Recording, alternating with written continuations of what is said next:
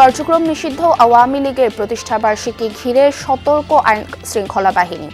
অরাজকতা ঠেকাতে বিভিন্ন জেলায় বিএনপির বিক্ষোভ।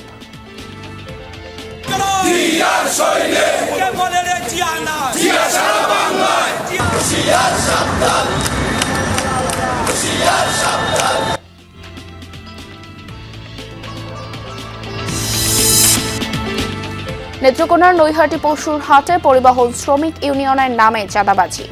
গাড়ি প্রতি 400 থেকে 600 টাকা আদায় অতিষ্ঠ ব্যবসায়ী ও পরিবহন চালকরা।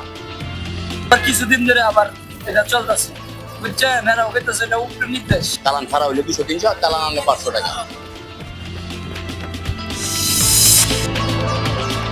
বরগুনার পাথরঘাটার সদ্য প্রত্যাহারকৃত ওসি এনামুলের বিরুদ্ধে অভিযোগের পাহাড় তদন্ত করে কঠোর ব্যবস্থা নেওয়ার দাবি ভুক্তভোগীদের। তা আমি কালকে দেখা করতে রওনা দিই ওসি সাহেবের সাথে।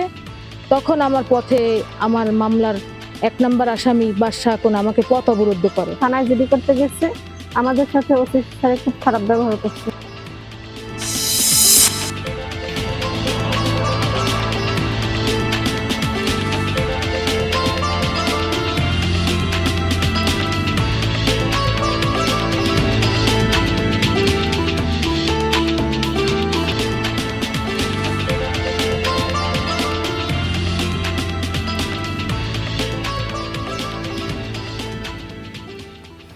আমন্ত্রণ সংবাদ সারা দেশে, আপনাদের সঙ্গে আছি আমি স্নিগ্ধ পুরপি।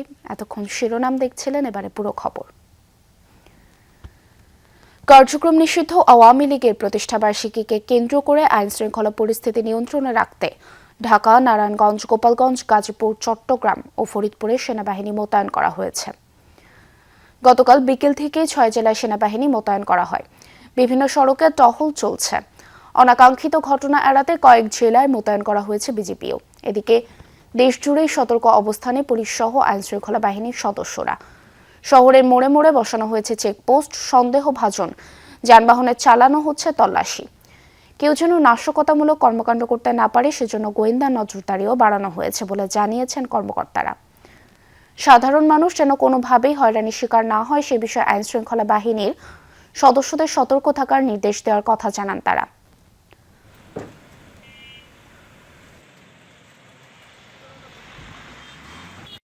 যদি কেউ কোনো বিশৃঙ্খলা বা নাশকতার চেষ্টা করে, তখন সেনাবাহিনী তাদের যে দায়িত্ব রয়েছে ইউনাইটেড টু সিভিল পাওয়ার এর অধীনে, সে দায়িত্ব তারা পালন করবে। পাশাপাশি আমাদের যে রেগুলার আইন শৃঙ্খলা রক্ষা বাহিনী রয়েছে, পুলিশ, আনসার, তারাও তাদের কাজ করছে। নারায়ণগঞ্জে আছেন সহকর্মী আমির হোসেন স্মিথ। সার্বিক আইন শৃঙ্খলা পরিস্থিতি সম্পর্কে জানাবেন এই মুহূর্তে নারায়ণগঞ্জের।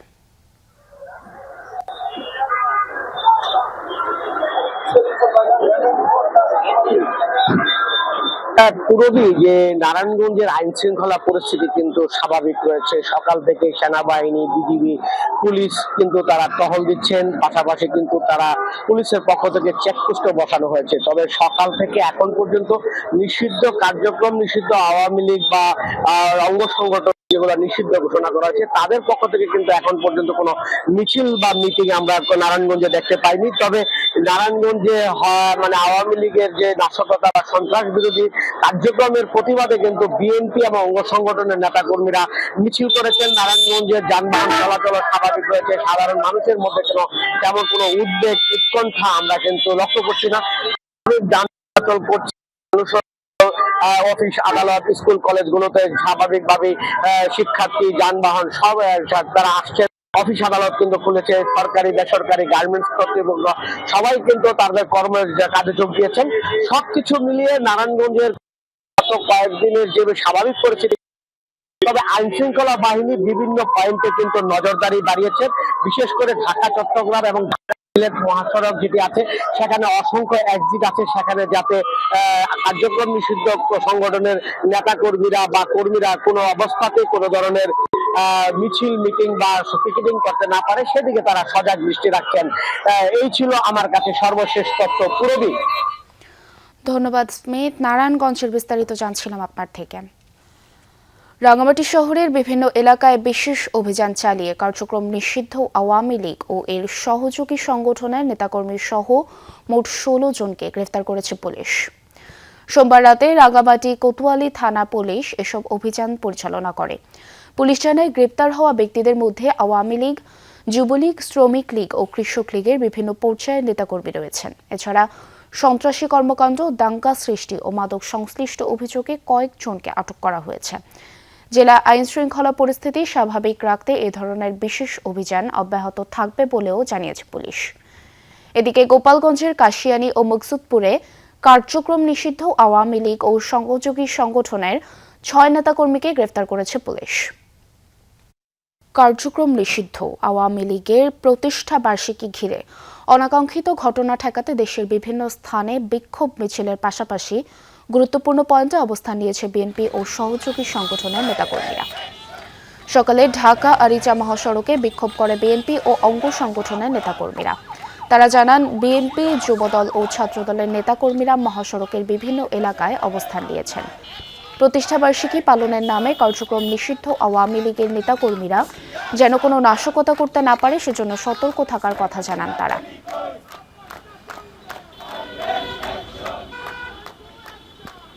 চট্টগ্রাম নগরীর জিইসি, কাজীর দৌড়ি সহ বিভিন্ন সড়কে সকাল থেকে অবস্থান নিয়েছে বিএনপি ও অঙ্গ সংগঠনের নেতাকর্মীরা। এ সময় বিভিন্ন স্লোগান দেন তারা। বিএনপি নেতারা বলেন, কার্যক্রম নিষিদ্ধ আওয়ামী লীগের নেতাকর্মীরা কর্মসূচির নামে যেন মানুষের জানমালের ক্ষতি করতে না পারে সেজন্য রাজপথে রয়েছেন তারা।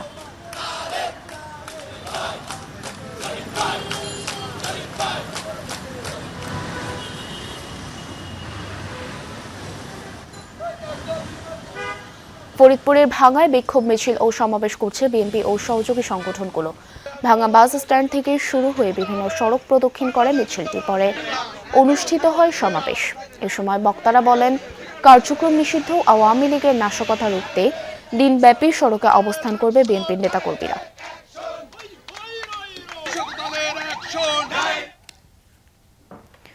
গাজীপুরেও বিক্ষোভ কর্মসূচি রয়েছে বিএনপি ও সহযোগী সংগঠনের নেতাকর্মীদের। এ বিষয়ে আরও জানাতে সেখান থেকে যুক্ত হচ্ছেন সহকর্মী পলাশ প্রধান। পলাশ, বিক্ষোভ কর্মসূচিতে বিএনপির নেতাকর্মীরা কি বলছেন?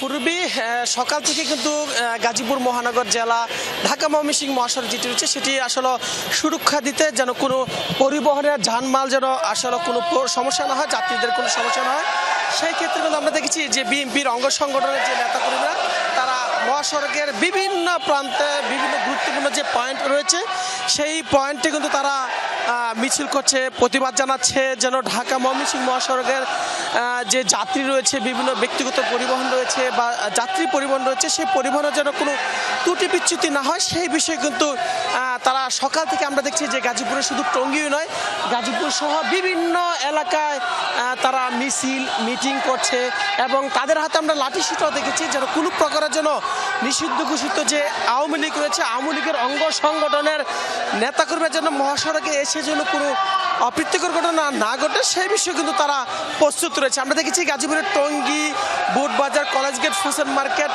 কোনাবাড়ি, কাশিমপুর, এই যে মহাসড়কের বিভিন্ন প্রান্ত রয়েছে সেই বিভিন্ন প্রান্তে তারা অবস্থান নিয়েছে। তাদের কথা হচ্ছে যে আজকে যেহেতু একটি ঘটনা ঘটেছে এরপর থেকে কিন্তু তারা দেখেছি যে মহাসড়কের এই পয়েন্টগুলিতে তারা সবচেয়ে বেশি অবস্থান নিয়েছে। তবে আমি যেখানে রয়েছি রাজধানীর প্রবেশপথ আবদুল্লাপুরের ঠিক টঙ্গী বাজার এলাকায়, সেই বাজার এলাকায় আমরা দেখেছি যে নেতাকর্মীরা তারা অবস্থান নিচ্ছে কোনো প্রকারের যেন কোনো অপ্রীতিকর ঘটনা হয় সেই বিষয়ে তারা প্রস্তুত রয়েছে। রবি, ধন্যবাদ পলাশ আমাদের সাথে যুক্ত হওয়ার জন্য।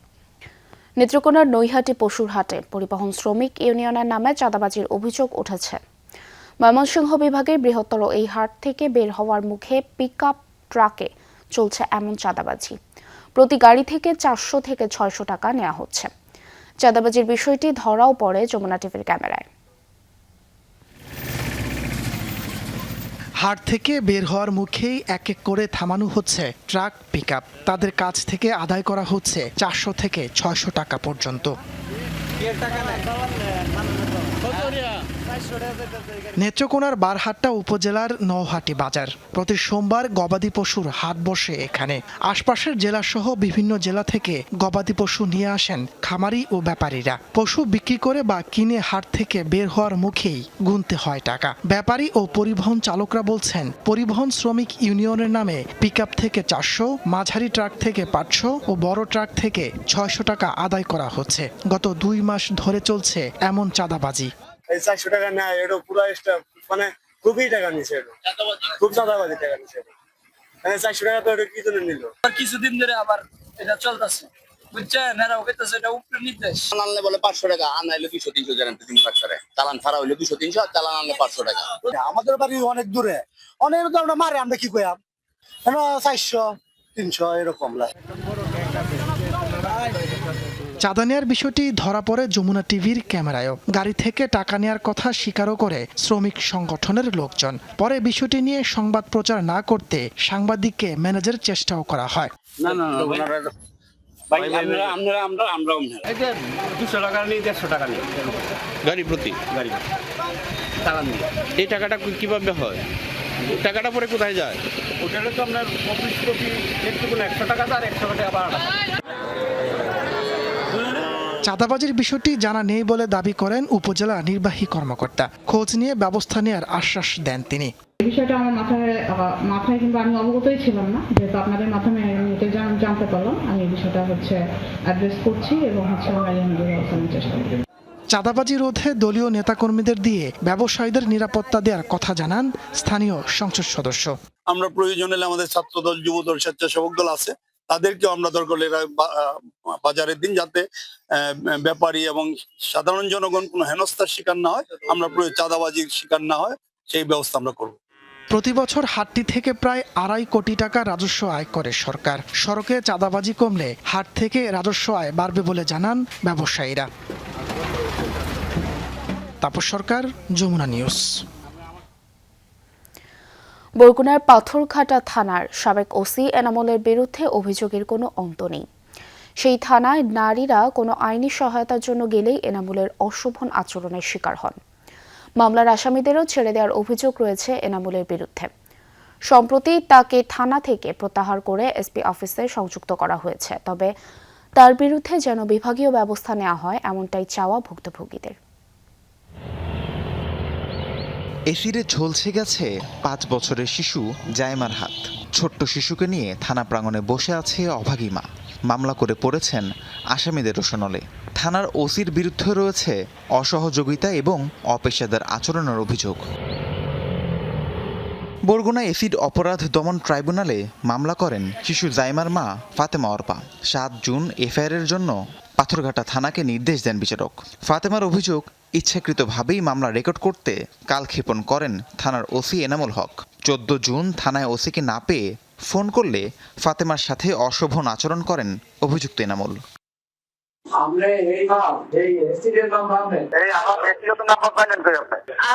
আমি এই জন্যই নিয়েছি।